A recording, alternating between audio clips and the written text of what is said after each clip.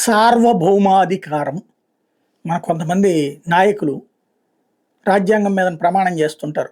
ఎమ్మెల్యేలకి, ఎంపీలకి ఇట్లాంటప్పుడు. ఆ సార్వభౌమాధికారం అన్నటువంటి పదం వాడేటప్పుడు తడబడతా ఉంటారు.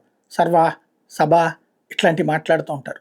సార్వభౌమాధికారం, సావర్నిటీ, ఏదైతే సర్వసత్తాక దేశం కిందన ఉండేటటువంటి సార్వభౌమాధికారం అంటే ఇంకా అంతకు మించి అధికారం లేదు. Ultimate power. ఈ పాకిస్తాన్కు ఉన్నటువంటి పాకిస్తాన్ కాన్స్టిట్యూషనల్గా ఆ దేశానికి ఉన్నటువంటి ఆ పవర్ని ఎవరు చెడగొట్టకుండా చూస్తుందంట చైనా. ఇంతకు అసలు పాకిస్తాన్ మీద ఆధిపత్యం కావాలని కోరుకోవడం కనీసం తాలిబన్లు కూడా కోరుకోరు అనుకుంటా. బంగ్లాదేశ్ వాళ్ళు కూడా కోరుకోరు అనుకుంటా. ఎందుకంటే విఫల దేశాన్ని ఏ ఎదవన్నా పరిపాలించాలనుకుంటాడా? ఆఫ్ఘనిస్తాన్ని పరిపాలించాలని ఎవడన్నా అనుకుంటే వాడు మూర్ఖుడన్నా అయి ఉండాలి, పనికిమాలిన దద్దమ్మన్నా అయి ఉండాలి, లేదంటే వాడు ఏ బందిపోటు దొంగ అయి ఉండాలి. ఈవెన్ వ్యభిచార గృహాలలో కూడా దాన్ని పరిపాలించాలని కోరుకోరు.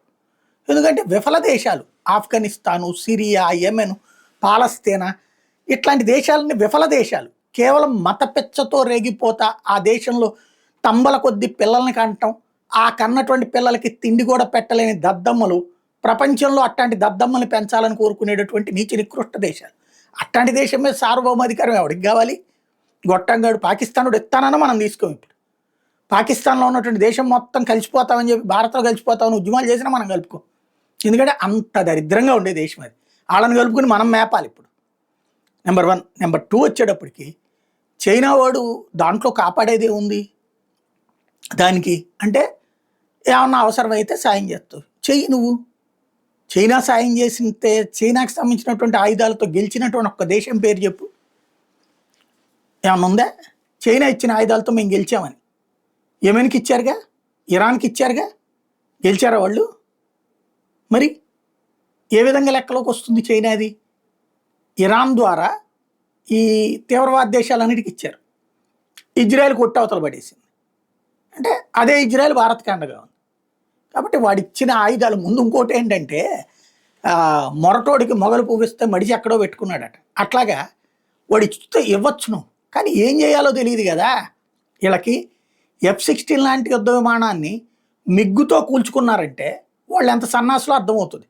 సరైన పైలట్లు లేక పాకిస్తాన్కి సంబంధించినటువంటి పైలట్ సర్టిఫికెట్ను రద్దు చేసినటువంటి పరిస్థితి ప్రపంచంలో.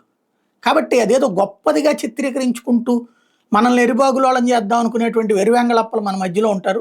వాళ్ళని చూసి మనం ఏమీ ఫీల్ అవ్వాల్సిన పని లేదు. చైనాలో అంటే చైనా ఖచ్చితంగా తెలివైంది, నో డౌట్.